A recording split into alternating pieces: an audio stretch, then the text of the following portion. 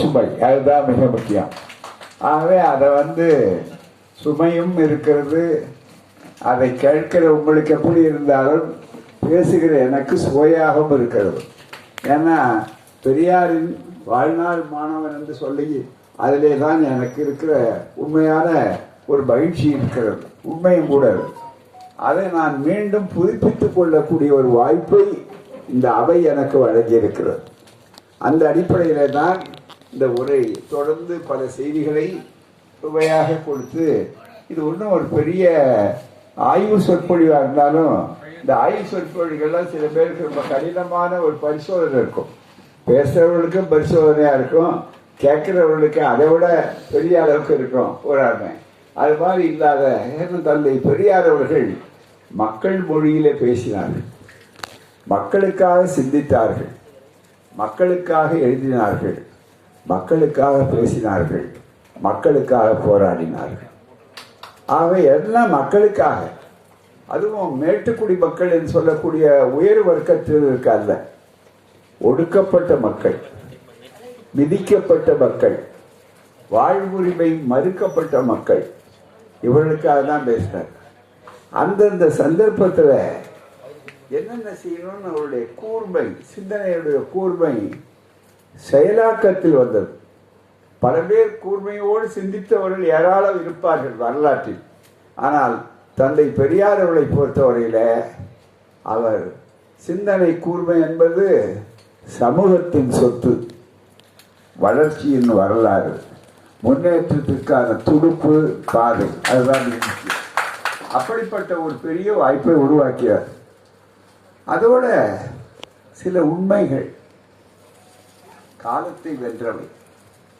அவர் ஒவ்வொரு அனுபவத்திலும் கடைந்தெடுத்த அனுபவம், அது திரண்ட வெண்ணெயை போல, அந்த வெண்ணெயில இருந்து நாம் அதை நெய்யாக ஆக்கி சுவைப்பதை போல நமக்கு இந்த வாய்ப்பு வருகிறது என்று சொல்லும்போது, இன்றைக்கு 1937 எத்தனை ஆண்டுகள் பாருங்க, மிக முக்கியமா 90 ஆண்டு, 90 அவ்வளவு பெரிய வாய்ப்புகள் இருக்கு. 89 ஆண்டுகள் 90 ஆண்டுகள் சொல்லக்கூடிய அளவுக்கு வரும்போது அன்றைக்கு பேசின கருத்து இன்னைக்கு படிக்கும்போது இன்றைக்கு அது பொருந்தது. அதுதான் மிக முக்கியம். காலத்தை வென்ற கருத்தில் ஊறப்பட்டு ஊறிய அனுபவ முத்துக்கள், அந்த முத்துக்களை மூழ்கி எடுப்பது மாதிரி தான் இருக்கக்கூடிய அளவுக்கு தமிழ் தலைவர் சொல்ற உரைகளை எல்லாம் சொன்னோம். 2 செய்திகளுக்கே நேரம் வர போன்ற மாதிரி நிறைய செய்திகளுக்கு வர முடியல. இது அப்படி இல்லை, இப்ப நேரடியாகவே செய்திக்கு வருகிறோம். அதுல ரொம்ப மிக முக்கியம், இப்ப இருக்கிற அளவிற்கு அதிகமா இப்ப மக்கள் மத்தியில இப்ப இருக்கிற பிரச்சனை என்ன உங்களுக்கு தெரியும். ஜனநாயகம் என்ற பெயராலே ஒரு அசல் கூத்து நடந்து கொண்டிருக்கிறது. அதுல மனிதர்கள்லாம் இப்ப மனிதர்களை வர்றதை விட மனிதர்களுக்குள்ள நடக்கிற பேரத்துக்கு அப்பாவியான குதிரையை பலியாக்கிட்டாங்க.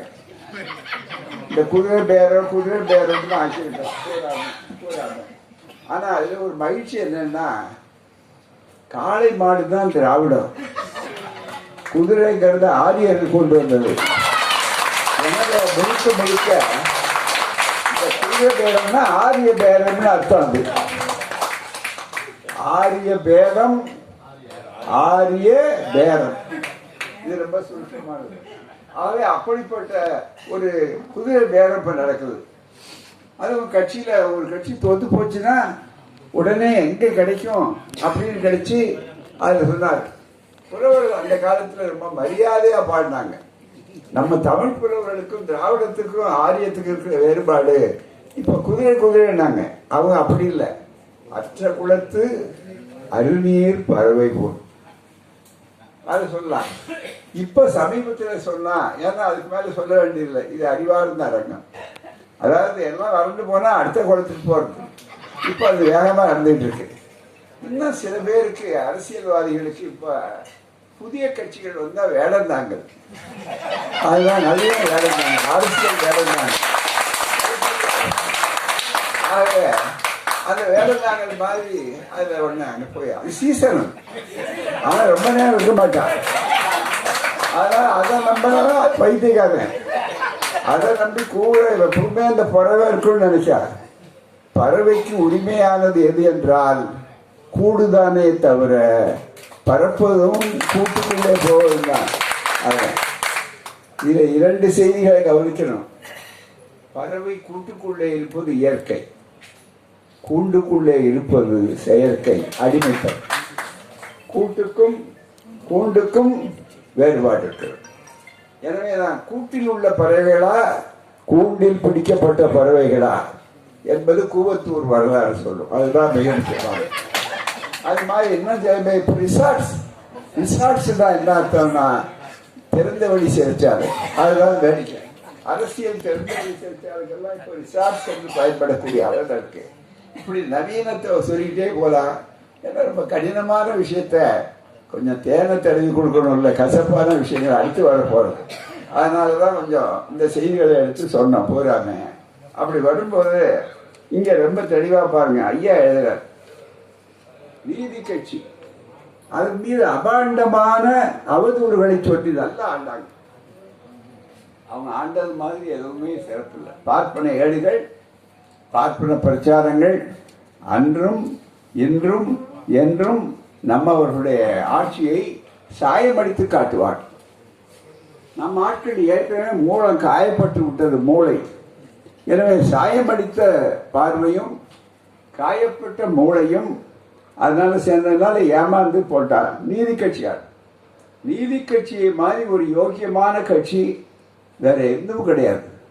ஒழுக்கமானவர்கள், ஒவ்வொரு அமைச்சர்களும் பணக்காரர்கள் தான், அது ஒன்றும் சந்தேகமே இல்லை. ஏன்னா அன்னைய சூழ்நிலையில அந்த வாய்ப்புகள் அவங்களுக்கு தான் முதல்ல இருந்தது. பூரா யார் முன்னால் இருக்கிறானோ, யார் வாய்ப்புகள் இருந்ததோ அவர்களுக்கு. ஏன்னா மற்றவர்கள் கீழே இருந்து எழுந்து உட்காரணும். அவர்களுக்கு எப்படியோ அந்த வாய்ப்பு கிடைச்சி. ஆனால் அவர்கள் தங்கள் சமூகத்தில் நினைக்கல. பிற்படுத்தப்பட்டவருக்கும் தாழ்த்தப்பட்டவருக்கும் ஒடுக்கப்பட்டவருக்கும் பயன்பட்டார். நான் வசதியா இருக்கிறேன்னு சொல்லல, பணக்காரர்களாக இருந்தார்கள். ஆனால் ஏழைகளுக்காக பாடுபட்டார். படித்தவர்களாக இருந்தார்கள், படிக்காதவர்களுக்காக பாடுபட்டார். ஆனால் இது அத்தனையும் உண்டாக்கி கொண்டு அவர்களை பயன்படுத்த வேண்டும் என்று பணக்காரரான தந்தை பெரியார் தன்னுடைய பணம் சொகுசு வாழ்க்கையை விட்டு சொந்த பணத்தை பத்திரிகை மூலமாகவும் இயக்கத்தின் மூலமாகவும் செலவு செய்தார். இன்றைக்கு மக்கள் பின்னால் அவருக்கு கொடுத்தாங்க நிறைய. ஆனால் முன்னால் அப்படி இல்லை, மிகப்பெரிய அளவுக்கு. அப்படியெல்லாம் தாண்டி வந்தார். அந்த நீதி கட்சியை பொய் சொல்லி பொய் பிரச்சாரம் செய்து வைத்தார். அதுக்கு ஒரு சின்ன உதாரணம். 37 சரியே ராமசாமி முதலியார் ரெட்டையர்கள், உலக புகழ்பெற்ற ரெட்டையர்கள் நீதி கட்சி. அவர் பெரிய ஆற்றல், மிகப்பெரிய அளவுக்கு எக்ஸிக்யூட்டிவ் மெம்பர்ன்னு சொல்லக்கூடிய அளவுக்கு வெள்ளைக்கார அரசாங்கத்தில் இருக்கார். ஆங்கிலம் புலமை, நிர்வாக திறமை, இதெல்லாம் மிகப்பெரியவர். அப்படிப்பட்ட சரியே ராமசாமி முதலியார் தேர்தல் நிற்கிறார். இந்த தேர்தலுடைய குணாதிசயம் வித்தியாசமானது. எவ்வளவு பெரிய அறிவாளியா அதை பற்றி அவர் கவலை இல்லை. யாரும் தேர்தலில் நான் பிடிச்சவங்களுக்கு ஓட்டு போடலாம். இது இன்னைக்கு ஏற்படுதில்லை, அன்னையிலிருந்தே இருக்கக்கூடிய அது அதோட உடன் பிறந்த ஒரு கூறு, தேர்தலுடைய கூறு, ஜனநாயகத்தினுடைய ஒரு கூறு. பொறாமை. உடனே சத்தியமூர்த்திகள் என்ன பண்ணாங்க, பெரிய பிரச்சாரம் சாதாரண மக்கள் மத்தியில், பெண்கள் மத்தியில் யாரும் சொன்னார். இதெல்லாம் எனக்கு சின்ன பிள்ளையா இருந்த ஐயாவிடமே இந்த சந்தேகத்தை கேட்டேன் நான். ஏன்னா எல்லாமே அதை பற்றி எழுதணும். விடுதலையில் ஆசிரியர் குருசாமி அப்போ எழுதுவார். அதை படித்து தான் முதல்ல நான் தெரிந்து கொண்டேன். விடுதலை வாசகர் என்ற முறையில் தாலி எடுத்த ராமசாமி முதலியாருக்கா உங்கள் ஓட்டு போடுங்கள், மங்களகரமான மஞ்சள் பெட்டியில உங்கள் ஓட்டை. இப்படிதான் காங்கிரஸுங்கிற பேராலே பார்ப்பன ஆதிக்கம் பிரச்சாரம். எல்லாரும் இதை சொன்னாங்க, எழுதியிருந்தாங்க. அடிக்கடி விடுதலை தலைநகரத்தில் இப்படியெல்லாம் ஏமாற்றப்பட்டார்கள் என்று நம்முடைய ஆசிரியர் குருசாமி அவர்கள் விடுதலை எழுதுவார். படிச்சு